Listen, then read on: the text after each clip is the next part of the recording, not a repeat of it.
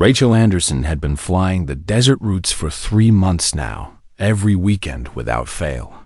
The rebuilt A-10 Warthog beneath her responded like an old friend, heavy, reliable, and utterly dependable in ways the sleek modern fighters could never match.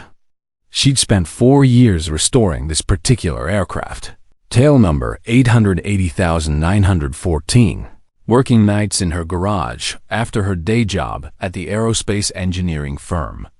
The morning sun painted the Nevada landscape in shades of copper and gold as Rachel adjusted her heading slightly. She wasn't supposed to be thinking about anything but the flight controls, but her mind kept drifting to the conversation she'd had with her mother the night before. "You know your father never wanted you flying that thing," her mother had said, voice tight with old worry. "He said some aircraft carried too much history." Rachel had laughed it off, but sitting in the cockpit now, surrounded by the analog gauges and worn controls her father had once touched, she understood what he'd meant. Every switch, every lever seemed to whisper stories she'd never heard him tell. The radio crackled to life, jolting her back to the present. "Unidentified aircraft, you are entering restricted training airspace. Change heading immediately." Rachel blinked, checking her sectional chart. She was close to the boundary, but not inside it at least. She didn't think so. The desert landscape all looked the same from up here. Endless ridges and valleys that could shift your perception without warning. "Civilian aircraft November 3814 Charlie," she responded, voice steady. "I am correcting course now and request permission to exit zone at heading 220. The pause that followed felt longer than it should have. When the voice came back, it was different, colder, more official. "Negative, November 3814 Charlie. You are in breach of restricted airspace protocol. Hold current position. You will be escorted to base perimeter. Comply immediately." Rachel's hands tightened slightly on the controls. She knew she hadn't crossed into restricted space, but arguing with air traffic control rarely ended well for civilian pilots. 2 silver dots appeared in her peripheral vision, growing rapidly larger F-16s, sleek and predatory, cutting through the morning air like arrows seeking a target. The lead F-16 pilot's voice crackled through her headset, young and dismissive. "Ma'am, you flying that brick on purpose? This your first time in military airspace, or just sightseeing?" His wingman chimed in with barely concealed laughter. "Somebody get a museum crew on standby. This relic's about to scratch the paint off our grid." Rachel didn't respond. There was no point. She'd heard it all before, every joke about the A-10's ungainly appearance, every comment about flying obsolete aircraft. Let them laugh. The Warthog had been proving doubters wrong for decades. "Visual confirms it's an A-10, the first pilot continued, his tone shifting to routine professionalism. "Old frame, odd markings. Looks like civilian modification, probably. A custom rebuild. She's way off chart. Copy that. Treat as low-risk civilian incursion. We'll walk her to the fence." Rachel watched one of the fighters position itself off her left wing, its polished surface gleaming like jewelry against the desert sky. The contrast was almost comical. Her aircraft bore sun-dulled skin, soft lines of patch welds, and hand-labeled panels that told the story of every repair she'd made. But it held together. It always had. "Nice tail number, ma'am," came the voice again, slightly mocking. "Can't tell if it's original or just meant to look vintage. That a tribute plane or something?" Still, Rachel said nothing. The silence seemed to unsettle them more than any defense would have. She adjusted her heading slightly, the Warthog responding with its characteristic heavy grace, and continued flying the escort pattern they'd imposed on her. What none of them knew, what Rachel herself was only beginning to understand, was that the tail number stenciled in faded black above her left wing was about to change everything. 880,914 wasn't just a random sequence of digits. It was a piece of history that had been sleeping for 25 years, waiting for the right moment to wake up. In the base control tower, a radar technician was frowning at his screen. A blue overlay had appeared where there should have been read a signal he'd never seen before, transmitted through hardware authentication he didn't understand. The aircraft's transponder was responding to something buried deep in the military's database, something that made the system flag the flight not as a threat, but as something else entirely. The technician called for his supervisor, pointing at the anomaly. Within minutes, the alert would work its way up the chain of command, reaching people who remembered what that tail number meant. People who had been waiting 25 years for it to return to the sky. But for now, Rachel flew on, bracketed by fighters whose pilots had no idea they were escorting legend back home. The silence on the radio stretched longer than it should have. Rachel could feel the tension building in the formation around her. The F-16s had tightened their positions, and she sensed a shift in their attitude even before anyone spoke. Below them, the desert had opened into the familiar training ranges where her father used to practice low-altitude runs. She recognized the terrain from old photographs he'd kept in his flight case, black and white images of canyons and ridges that looked like scars across the earth. Tower, confirmed tail number on target aircraft, came the voice of the lead F-16 pilot, and something in his tone had changed. The casual mockery was gone, replaced by something Rachel couldn't quite identify. Tail confirmed 880,914. Repeat, 880,914. The silence that followed was different from before. It felt heavy, loaded with significance Rachel didn't understand. Then the pilot's voice came back, cracked and uncertain. Control, I request immediate status hold on this flight.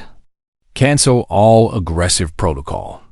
We are escorting an aircraft tied to protocol roar. Rachel's breath caught in her throat. She had heard that name exactly once in her life, whispered by her father during a nightmare that had woken the whole house when she was 12. He'd never explained it, never spoken of it again, but the way he'd said it had burned itself into her memory. Say again, lead, came the wingman's confused response. It's canyon hold, the first pilot whispered, his voice barely audible over the radio. That's the tail. That's the bird. In the back seat of the second F-16, a weapons systems officer was frantically pulling up historical databases, his fingers trembling as he typed. When the results appeared on his screen, he went completely still. Jesus, he muttered. She's flying it. It's really here. Rachel's hands remained steady on the controls, but her mind was racing. Canyon hold, she'd never heard that term before, but something about it felt familiar, like a half-remembered song. The Warthog seemed to sense her confusion, responding to her inputs with the same patient reliability it always had. The first pilot's voice returned, formal now, respectful in a way that made Rachel's spine straighten. Tower, do we have identity? On the operator? Name coming through. Registered pilot is Rachel Anderson. Civilian restoration authorization. No other log entries. Another pause then. Anderson. As in Major David Anderson? Rachel's heart stopped. Her father's name, spoken with the kind of reverence usually reserved for the dead. But he wasn't dead. He was very much alive, living quietly in Phoenix, working as a flight instructor and pretending his military service had been unremarkable. Tower, I need confirmation on relation. The pilot pressed. Stand by. A longer pause, filled with the sound of keyboards clicking and databases being searched. Confirmed. Rachel Anderson, daughter of retired Major David Anderson, calcined monarch. The radio went completely silent. Rachel could almost hear the collective intake of breath from the pilots around her. Monarch, another name she'd never heard, but one that seemed to carry weight she was only beginning to understand. The lead F-16 pilot's voice, when it finally returned, was barely above a whisper. "Ma'am, are you aware of what aircraft you're flying?" Rachel found her voice, though it came out steadier than she felt. "It's my father's A-10. I restored it." "Your father's?" The pilot trailed off, then keyed his mic again. "Ma'am, that's not just any A-10. That's the Canyon Holt bird. That's the aircraft that wrote the manual on impossible rescue missions." In the base control tower, Colonel Jennifer Hayes was reading a classified file she hadn't opened in 15 years. Her hand shook slightly as she turned the pages, seeing again the mission reports, the casualty lists, the impossible mathematics of what Major David Anderson had accomplished in that canyon 25 years ago. She had been a junior officer, then part of a recon team that had been written off as lost. The canyon was too narrow, the enemy positions too well fortified, the weather conditions impossible. Every conventional rescue option had been ruled out as suicide. But David Anderson hadn't been flying a conventional aircraft, and he hadn't been thinking conventionally. He had taken his A-10 into terrain that helicopters couldn't navigate, flying at speeds that seemed impossible for an aircraft of its size, weaving between canyon walls with precision that defied every safety manual ever written. 6 pilots had been extracted that day. 6 lives saved by one man's refusal to accept that impossible meant impossible. The mission had been classified immediately, the story buried in files that most people would never see. But the aircraft had become legend among those who knew. Protocol, raw named for the extraction technique Anderson had pioneered, had been written into the manual as the last resort option for terrain-restricted rescues. The A-10 with tail number 880,914 had become the aircraft every pilot measured themselves against, even though most of them would never know its real story. And now it was back, flown by the daughter of the man who had made it famous. Colonel Hayes picked up her headset and keyed into the frequency. Her voice, when she spoke, carried 25 years of respect and memory. "Pilot of tail number 880,914, this is Colonel Jennifer Hayes, Base Commander." "Confirm name." Rachel's response came clear and steady. "This is Rachel Anderson, civilian pilot. I'm the daughter of Major David Anderson." Hayes closed her eyes for a moment, remembering the sound of A-10 engines echoing through a canyon, remembering the moment she realized she was going to live after all. "You have full clearance, Rachel. Proceed on any heading you wish. Welcome home." The escort formation had changed completely. Where there had been containment, there was now something approaching ceremony. The F-16s flew wider, their positions respectful rather than controlling, and a third aircraft had joined them, an older pilot who had listened to the radio chatter and chosen to participate in what was becoming less of an intercept and more of a homecoming. Rachel flew steady through it all, but inside the cockpit, her world was reeling. The names being spoken over the radio monarch, Canyon Holt, Protocol Roar, were pieces of a puzzle she'd been trying to solve her entire life without knowing it. Her father had always been different from other dads. Quieter, more careful with his words, quick to deflect questions about his military service. When she'd asked about the A-10 in their garage, covered by a tarp and seemingly forgotten, he'd simply said it was a project for someday. When she'd started the restoration work, he'd helped without comment, his hands knowing every wire and bolt as if they'd never forgotten. But he'd never explained why his fingers sometimes trembled when he touched certain controls. He'd never told her why he sometimes woke up in the middle of the night, muttering coordinates under his breath. And he'd never, ever spoken the word monarch in her presence.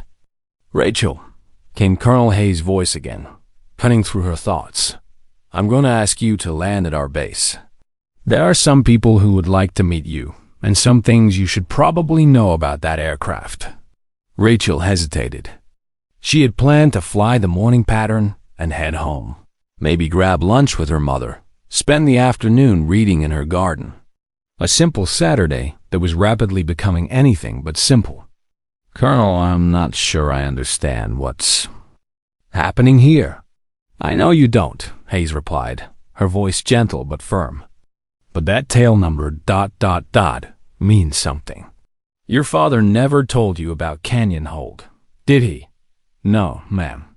He never told me about any of it." There was a pause, filled with the steady hum of the Warthog's engines and the whisper of wind over the canopy. Then Hayes spoke again, and her voice carried the weight of old promises and older debts. "He saved my life, Rachel, along with 5 other pilots. We were trapped in a canyon, no way out, enemy positions on every ridge. Every rescue option had been ruled out as impossible. Your father flew that aircraft into hell and brought us all home." Rachel's hands tightened on the controls. She thought about her father's nightmares, his quiet intensity, the way he sometimes stared at the desert horizon as if he were seeing something she couldn't. "The mission was classified," Hayes continued. "Most of the details still are. But the technique. He pioneered flying low-altitude rescue missions in impossible terrain. It saved dozens of lives over the years. We called it Protocol Roar after his call sign. That protocol is still active. It's still saving people." The F-16 pilot, who had first recognized the tail number, keyed his mic, his voice subdued. "Ma'am, I studied Canyon Hold in flight school. I just ... I never thought I'd see the actual aircraft. Most of us figured it was just a story." "It's not a story," Rachel said quietly. "It's sitting in my garage for 4 years while I rebuilt the engines." She thought about all those nights in the garage, her father working beside her in comfortable silence, his hands sure and quick on components she was still learning. She thought about the time she'd caught him staring at the tail number, 880,914, as if it were a name he was trying not to remember. "Why didn't he tell me?" she asked, the question slipping out before she could stop it. Hayes' voice was soft when she answered. "Because he's a good man who did an impossible thing, and good. Men don't usually talk about their impossible things. They just do them when they have to, then try to forget." The base was visible now, a collection of buildings and runways spread across the desert floor like a small city. Rachel could see people gathering along the flight line, not just ground crew, but dozens of personnel who had stopped what they were doing to watch the approach of an aircraft most of them had never expected to see. "Tower, this is Anderson," Rachel said, using her call sign for the first time in the context of her father's legacy. "Requesting permission to land. Granted, Anderson. Runway 26 is clear. Priority approach authorized." As she began her descent, Rachel caught sight of something that made her breath catch. There, along the edge of the runway, stood a small group of older officers. Even from this distance, she could see the way they held themselves, the posture of people who had been waiting for something and who had finally seen it return. The Warthog touched down with its characteristic solid thump, the landing gear absorbing the impact with mechanical precision. As she taxied toward the designated packing area, Rachel could see more people gathering: pilots, ground crew, support staff, and others she couldn't identify. They weren't cheering or waving. They stood at respectful attention, some with their hands over their hearts, others simply watching in silence. When she finally shut down the engines and the familiar whine wound down to silence, Rachel sat for a moment in the sudden quiet. The tail number 880,914 was just paint and stencil, but somehow it had become a key that unlocked doors she'd never known existed. She removed her helmet, opened the canopy, and climbed down onto the tarmac. The desert air was warm and still, and in the distance she could hear the sound of other aircraft taking off and landing, the routine business of a military base going about its day. But here, on this particular patch of concrete, time seemed to have folded in on itself. The past and present were standing side by side, waiting to see what would happen next. Colonel Hayes approached first, her uniform crisp, but her eyes soft with something that might have been tears. "Welcome to Nellis, Rachel," she said. "I think it's time you learned the rest of your father's story."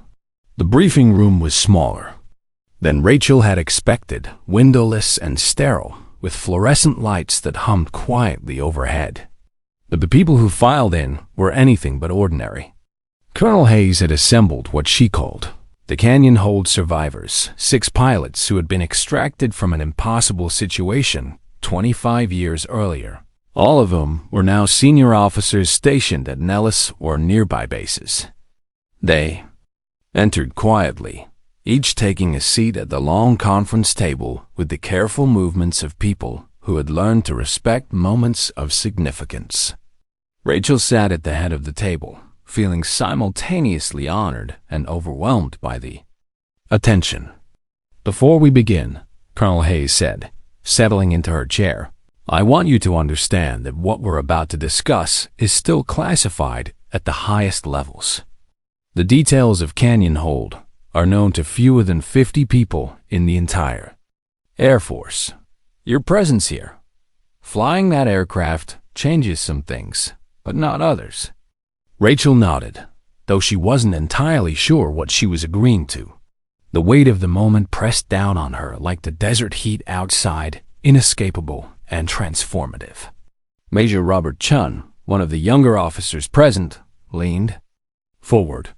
"Ma'am, if I may ask, did your father ever mention anything about the mission?" "Any details at all?"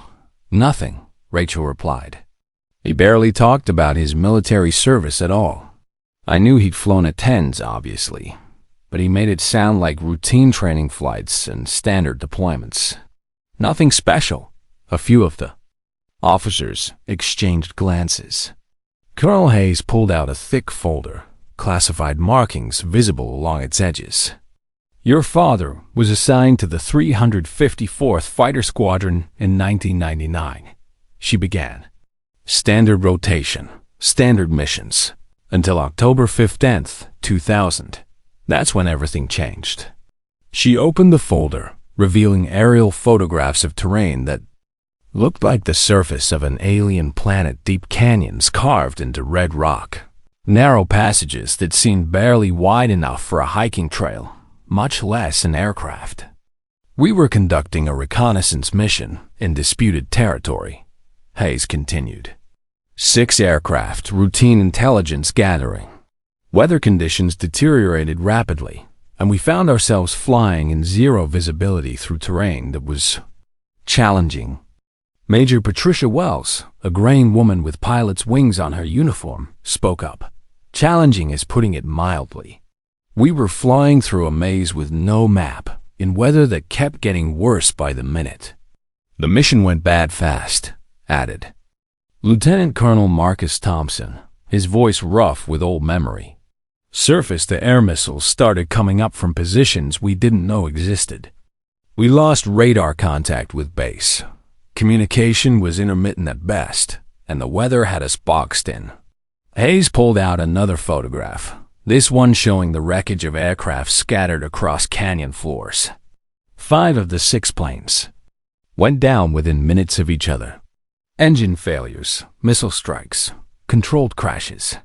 By some miracle, all 6 pilots survived the initial impacts, but we were scattered across roughly 30 square miles of canyon system, some of us injured, all of us trapped. Rachel studied the photographs, trying to imagine her father receiving news of the disaster, trying to picture him making the decision that would define the rest of his career. "The rescue attempts began immediately," Hayes continued. "Helicopters couldn't get low enough because of the terrain and ongoing hostile fire. Fast movers couldn't slow down enough to provide meaningful support. Ground teams would have taken days to reach us, assuming they could navigate the canyon system at all. We were written off," Chun said bluntly. "Command made the call that extraction was impossible under current conditions. They were going to wait for weather to clear and mount a ground recovery operation. That could have been days, Wells added. We had limited water, some injuries, and no guarantee the hostile forces wouldn't find us first. Hayes turned to a new page in the folder, revealing a technical diagram of an A-10 with flight path vectors drawn in red ink across the canyon system. The paths looked like spaghetti impossibly complex, with turns and descents that seemed to defy physics. Your father volunteered for what the manual would have classified as a suicide mission, she said quietly. Solo flight, no backup, no rescue plan if he went down. The terrain required flight profiles that were outside normal safety parameters. The weather conditions were marginal at best. The enemy presence was confirmed and active. Rachel stared at the diagram, tracing the flight paths with her eyes. She had flown the A-10 enough to understand what the vectors represented: turns that would stress the airframe to its limits, descents that left no room for error, navigation that required split-second timing and perfect spatial awareness. He said yes anyway, Thompson continued. Just looked at the aerial photos, studied the weather reports, and said he'd go get us. The flight took him 4 hours, Hayes said. 4 hours of flying through terrain that should have been impossible. To navigate, using techniques that hadn't been invented yet, improvising solutions to problems that had never been solved before. She pulled out the final photograph: 6 pilots standing beside an A-10 on a desert tarmac, all of them looking exhausted but alive. At the center of the group stood a man Rachel barely recognized as her father younger, thinner, with an expression of quiet intensity she had never seen on his face. He found all 6 of us, Wells said, her voice thick with emotion. Some of us were unconscious, some injured, all of us in locations that required precision flying that ...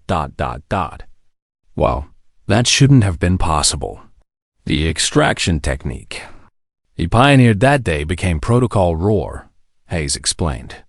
Low-altitude terrain following, precision cargo drops, improvised landing zones in impossible locations. It's been used successfully 37 times since then, saving over 200 lives. Rachel sat back in her chair, overwhelmed by the magnitude of what she was learning. Her quiet father, who taught flying lessons and worked on aircraft engines and never spoke about his military service, had literally rewritten the book on combat rescue operations. Why was it classified? She asked. Because the techniques were too valuable to publicize, Hayes replied. And because your father requested it. He didn't want the attention. He just wanted to make sure the knowledge was preserved so it could be used again if needed. The room fell silent for a moment, filled with the weight of heroism that had been kept secret for 25 years. Finally, Rachel spoke. He's going to be so angry that you told me all this. Hayes smiled for the first time since the briefing began. Actually, Rachel, we think he's going to be proud. Because there's something else we need to discuss. Colonel. Hayes waited until the other officers had left the briefing room before pulling out a second folder. This one marked with current, date stamps, and urgent classification headers. Rachel remained seated, still processing everything she'd learned about her father's hidden heroism. Rachel, I'm about to ask something of you that I have no right to ask, Hayes began, her voice taking on the weight of command authority mixed with personal request. But circumstances have developed that make your presence here more than just coincidental. She opened the new folder, revealing satellite imagery of rugged terrain that looked disturbingly similar to the canyon hold photographs. But these were recent. The timestamps showed they'd been taken less than 48 hours ago.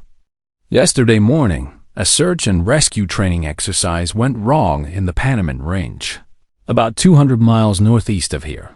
A team of 4 rescue specialists were practicing high-altitude extraction techniques when their helicopter experienced mechanical failure. Rachel leaned forward, studying the images.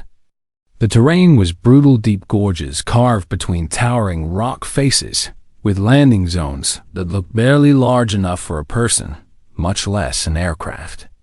The helicopter crew managed a controlled crash landing, but they're stuck in a location that's proving almost impossible to reach.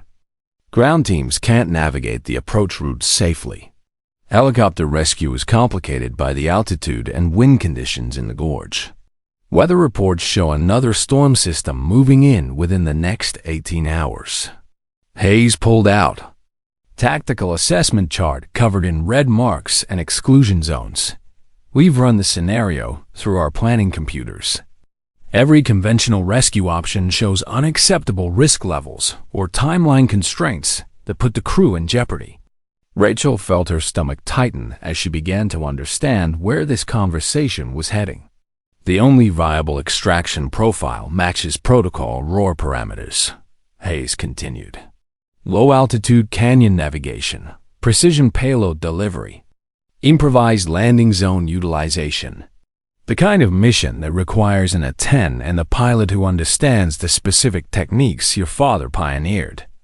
You want me to fly a rescue mission, Rachel said, her voice steady despite the racing of her heart. I want to give you the choice, Hayes corrected. We have other A-10 pilots on base, some with extensive combat experience, but none of them have the specific training in your father's techniques. And none of them are flying the aircraft that wrote the original protocol. She pulled out another document: mission parameters, weather forecasts, terrain analysis, and risk assessments. The scope of it was staggering, but the core problem was elegantly simple. 4 people were going to die unless someone could do something that had only been done once before, 25 years ago. The aircraft is mission ready, Hayes continued. We've had our best technicians go over it since you landed. Everything checks out perfectly. Your restoration work is actually superior to original military specifications in several key areas. Rachel thought about her father, working beside her in the garage night after night, his hands sure and patient as they rebuilt systems and calibrated instruments. Had he known somehow that this moment might come? Had he been preparing the aircraft and her for exactly this kind of situation? What does my father think about this? She asked. Hayes smiled grimly. We haven't told him yet. Protocol requires that we ask the pilot first, then notify next of kin if the pilot accepts the mission. And if I say no, then we try conventional approaches and hope for the best. No one would blame you, Rachel. This isn't your responsibility. You're a civilian pilot who restored an aircraft as a hobby project. You don't owe the Air Force anything. But even as Hayes spoke the words, they both knew that wasn't entirely true. The aircraft beneath them carried more than just metal and fuel. It carried a legacy of impossible rescues and the memory of a man who had said yes when everyone else said no. Rachel stood and walked to the window, looking out at the tarmac, where her father's A-10 sat surrounded by modern fighters. It looked anachronistic, a relic from another era of aviation. But she knew, now, what it was really capable of. She knew what it had been built to do. I need to know something, she said, turning back to Hayes. If I do this, if I attempt this mission, am I doing it because I'm qualified or because I'm David Anderson's daughter? Hayes met her gaze directly. Both, she said without hesitation. You're qualified because you've spent 4 years learning every system on that aircraft, because you've logged more flight hours in A-10s than any civilian pilot on record, and because you've been unconsciously trained by the man who invented the techniques we need. You're chosen because you're his daughter and you're flying his plane, and sometimes legacy matters more than protocol. Rachel walked back to the table and picked up the mission folder, flipping through pages of technical data and aerial reconnaissance photos. 4 people were sitting in a canyon, waiting for help that might never come, unless she was willing to attempt something that existed at the very edge of possibility. She thought about her father's nightmares, the ones that had haunted him for 25 years. She thought about the weight he had carried silently, the heroism he had never spoken about, the techniques he had pioneered and then tried to forget. "When do we launch?" she asked. Hayes smiled, but her expression remained serious. "As soon as you're ready. Weather window closes in 14 hours. After that, the storm system makes any rescue attempt impossible for at least a week." Rachel nodded, feeling the weight of decision settle into her bones like desert heat.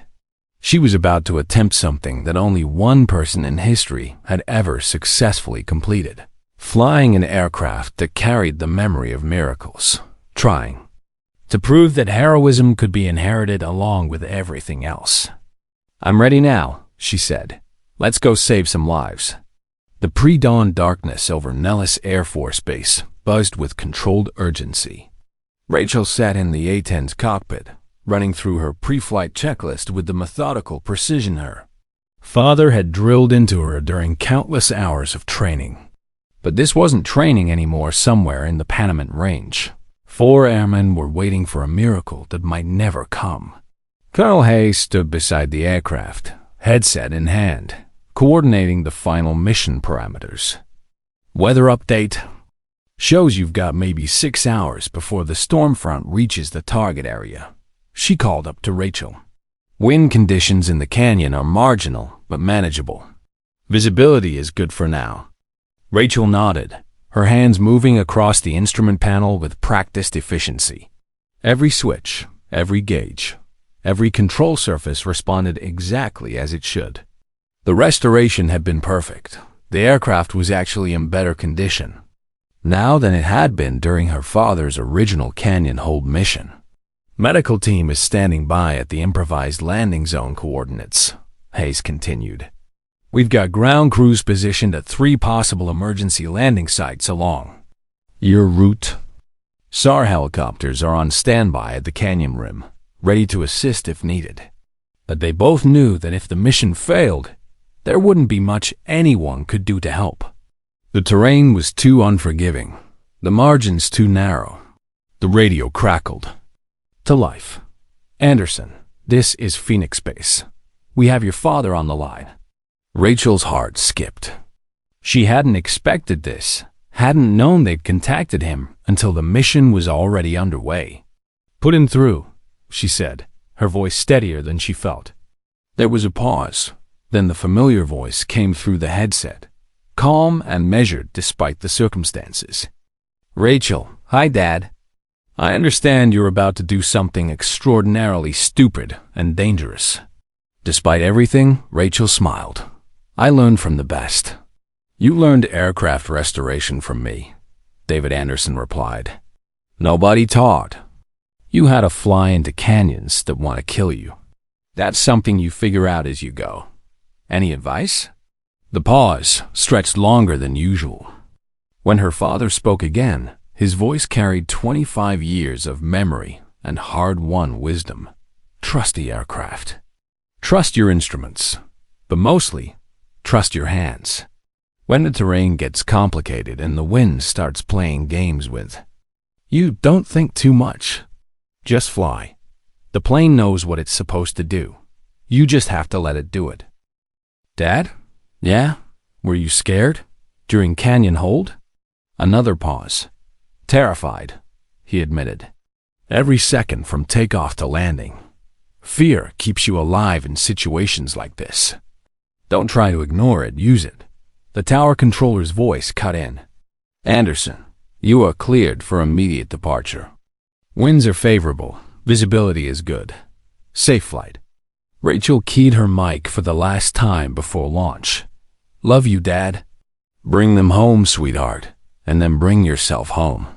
B-10 rolled onto the runway, its twin engines spooling up to full power with a sound like controlled thunder. Rachel released the brakes and felt the familiar push of acceleration as the aircraft gathered speed. The nose lifted, the landing gear retracted, and suddenly she was airborne, climbing into the pre-dawn darkness with 4 lives depending on her ability to do something that had only been done once before. The flight to the Panamint Range took 43 minutes time. Rachel spent running through mental rehearsals of the canyon approach while monitoring weather conditions and fuel consumption. The satellite communication system kept her connected to base operations, providing real-time updates on the stranded crew's condition and any changes in environmental factors. Phoenix Base. This is Anderson. She called as the first ridges of the target area came into view. I have visual on the outer canyon system. Beginning descent to survey altitude. Copy, Anderson. Crew reports they can hear aircraft engines. Their beacon is active, and they're ready for supply drop if needed. Rachel descended to 500 feet above the canyon rim, beginning her reconnaissance pass. The gorge below was even more challenging than the satellite photos had suggested. A narrow slash in the earth that twisted and turned like a snake, with walls that rose nearly vertical on both sides. The helicopter crew had managed to crash land on a tiny ledge about 2/3 of the way down, but reaching them would require precision flying that left no room for error.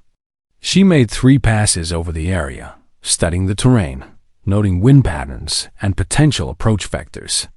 The space was tight, barely wide enough for the A-10's wingspan in some sections, and the landing zone was smaller than a tennis court. Phoenix Base, Anderson. I've completed reconnaissance. Beginning approach sequence. Roger, Anderson. All support elements are standing by. You are cleared to proceed at your discretion. Rachel banked the A-10 into the canyon mouth, feeling the wind patterns change as the aircraft entered the confined space.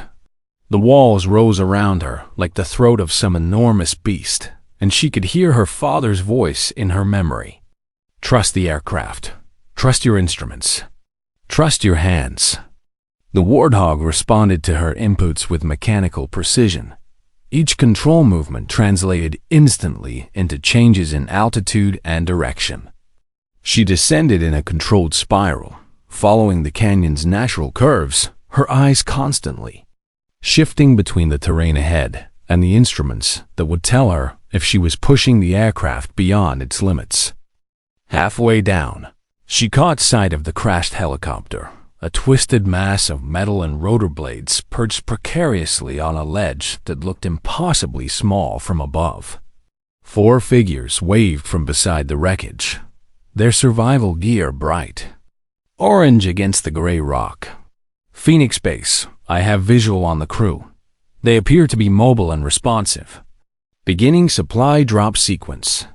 Rachel lined up the A-10 for a precision drop, opening the cargo bay doors and releasing emergency supplies that would land within 20 feet of the stranded airmen. Medical kit, water, communication equipment, and emergency flares tumbled toward the ledge in a carefully calculated trajectory. Drop successful, she reported, watching the packages land exactly where intended. Crew is retrieving supplies now. But the supply drop was just the first phase. The real challenge lay ahead somehow. Getting those 4 people out of a location that seemed designed to trap anything that entered it. Rachel climbed back out of the canyon, circling while she studied the approach vectors one more time. The margin for error was essentially 0. Too fast, and she'd overshoot the tiny landing zone and crash into the canyon wall.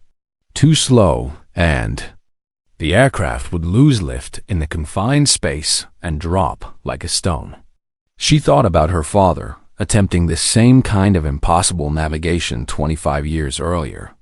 Had he felt this same mixture of terror and determination? Had he questioned his sanity right up until the moment he committed to the approach? Phoenix Base, Anderson. Beginning extraction approach. Copy, Anderson. Medical team confirms all. 4 crew members are ambulatory. They're ready for immediate evacuation. Rachel banked the A-10 into the canyon mouth for the second time, but this approach was different. Lower, slower, with the absolute precision required to thread the needle between disaster and miracle. The aircraft descended through air that seemed to grow thicker with each foot of altitude lost, following a flight path that existed only in her mind and in the muscle memory inherited from her father. The canyon walls closed in around her, and for a moment she understood viscerally why this kind of mission had only been attempted once before. The space was impossibly tight, the margins impossibly small, the consequences of failure impossibly final. But the A-10 flew steady and true, responding to her inputs with the same mechanical precision that had carried her father through Canyon Hold. The aircraft seemed to know what was expected of it, each control movement flowing naturally into the next as they descended toward the tiny ledge where 4 lives hung in the balance. At the bottom of the canyon, with walls rising like skyscrapers on both sides, Rachel Anderson proved that heroism could indeed be inherited. The Warthog touched down on the impossibly small ledge with a precision that would have made her father proud, completing the second successful Protocol Roar extraction in Air Force history. As the rescued crew climbed aboard and the aircraft lifted off from the canyon floor, Rachel knew that she had done more than save 4 lives. She had honored a legacy, continued a tradition, and proven that some aircraft and some pilots are built for the impossible. The extraction from the canyon had been flawless. 4 airmen safely recovered, no injuries, no damage to the aircraft. But as Rachel taxied back to the parking area at Nellis, she could see that something had changed. On the ground, a cluster of official vehicles surrounded the flight line, including several black SUVs that screamed federal bureaucracy. Colonel Hayes met her at the aircraft, but her expression was grim. "Rachel, we have a problem. Word of the mission leaked to the Pentagon before we could control the narrative. There are some people here who aren't happy about a civilian pilot conducting a classified rescue operation." As Rachel climbed down from the cockpit, she could see the group of officials approaching. At their head was a stern-faced man in an expensive suit who looked like he'd never been within 100 miles of a military aircraft. "Ms. Anderson," the man called out as he approached, his tone sharp with authority. "I'm Deputy Secretary Morrison from the Department of Defense. We need to talk." Rachel removed her helmet and straightened her flight suit, feeling the weight of the successful mission behind her and the bureaucratic storm ahead. "What can I do for you, sir?" "You can start by explaining why you thought it was appropriate to conduct an unauthorized military operation using a civilian aircraft in violation of approximately 17 different federal regulations." Colonel Hayes stepped forward. "Sir, the mission was fully authorized by Base Command under emergency rescue protocols. Ms. Anderson's participation was requested, specifically because she happens to be related to someone with a military record." Morrison cut her off. "That doesn't give her the authority to commandeer Air Force operations or endanger classified techniques." Rachel felt anger building in her chest, but she kept her voice level.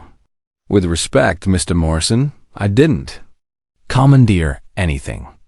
I was asked to help save 4 lives using an aircraft I own and skills I've trained for. The mission was successful with 0 casualties and no equipment damage. The mission was a publicity stunt that compromised operational security," Morrison shot back. "Protocol Roar is a classified technique that requires proper military authorization to implement. You had no business attempting that level of tactical operation." "I had every business," Rachel replied, her voice growing harder. "Those were real people in real danger, and I was the only pilot available who could execute the required flight profile. Would you prefer I let them die while we sorted out paperwork?" Morrison's face reddened. "I would prefer that military operations be conducted by military personnel according to established chain of command procedures. What you did today was reckless grandstanding that puts future operations at risk." "What she did today," came a new voice from behind the group, "was exactly what Protocol Roar was designed for." Everyone turned to see Major General Patricia Thornton approaching, her uniform crisp and her expression indicating that she'd heard enough of the conversation to form strong opinions about it. "General," Morrison began, but Thornton cut him off with a gesture. "Mr. Morrison, with all due respect, you're out of your depth here. Protocol ROAR exists specifically for situations where conventional rescue operations are impossible and time constraints make normal authorization procedures impractical. Ms. Anderson executed the protocol flawlessly under exactly the circumstances it was created for." Morrison's jaw tightened. "General, the fact remains that a civilian conducted a classified military operation without proper oversight. The precedent this sets is unacceptable." "The precedent this sets," General Thornton replied, "is that the Air Force honors its commitments to bring everyone home, regardless of bureaucratic convenience. Ms. Anderson saved 4 lives today using techniques developed by her father specifically for this purpose. The aircraft she flew was restored to military specifications and performed exactly as intended." Rachel watched the confrontation unfold, realizing that this wasn't really about her or the mission. This was about 2 different philosophies of military operation, one that prioritized rules and procedures, and one that prioritized results and lives saved. Furthermore, General Thornton continued, "I've reviewed the mission parameters and Ms. Anderson's performance. Her execution of Protocol ROAR was textbook perfect. If anything, this mission validates the continued relevance of the technique and suggests we should be training more pilots in its implementation." Morrison looked around the group, clearly realizing he was outnumbered but unwilling to back down. "This discussion isn't over. The Pentagon will be reviewing this entire situation, and there will be consequences for the procedural violations that occurred here today." He turned and stalked back toward his vehicle, followed by his entourage of bureaucrats and policymakers. The black SUVs departed in a convoy of wounded dignity and frustrated authority. General Thornton watched them go, then turned to Rachel with a slight smile. "Ms. Anderson, in 30 years of military service, I've learned that there are 2 kinds of people in this business: those who follow procedures and those who save lives. Today, you save lives." "Thank you, General. Don't thank me yet." Morrison wasn't wrong about one thing. This is going to generate a lot of attention from people who don't understand what Protocol ROAR means or why it matters. You may find yourself defending this decision for quite a while. Rachel looked back at the A-10, still bearing the tail number that had started this entire adventure. "General, my father flew this aircraft into impossible situations because it was the right thing to do. He never asked for recognition or approval. He just did what needed to be done. If that's good enough for him, it's good enough for me." General Thornton nodded with satisfaction. "Spoken like a true roar. Colonel Hayes, I want a full mission report on my desk by 0800 tomorrow.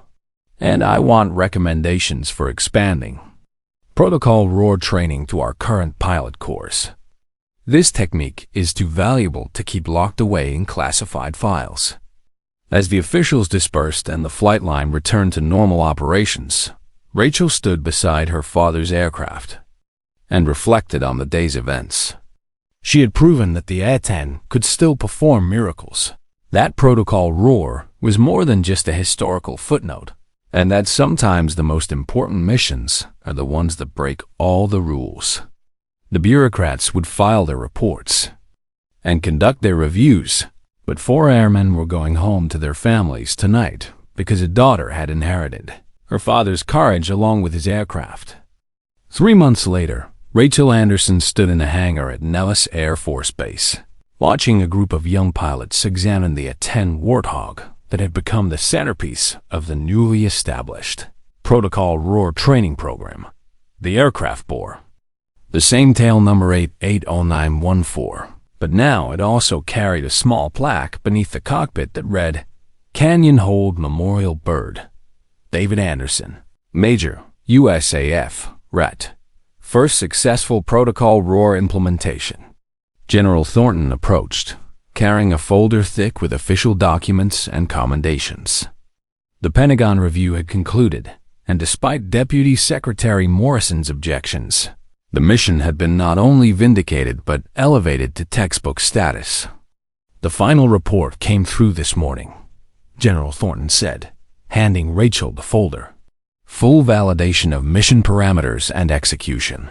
You've been awarded the Civilian Medal for Exceptional Service, and the mission has been designated as Protocol Roar Training Standard Number 1. Rachel opened the folder, scanning pages of technical analysis and official praise. But what caught her attention was a handwritten note at the bottom of the final page. Some traditions are worth preserving, regardless of bureaucratic convenience. Thank you for reminding us why we do this job. General Patricia Thornton. There's something else, General Thornton continued. We'd like to offer you a position as civilian contractor for the Protocol Roar training program. Full access to military aircraft, instructor authorization, and the opportunity to teach other pilots the techniques your father pioneered.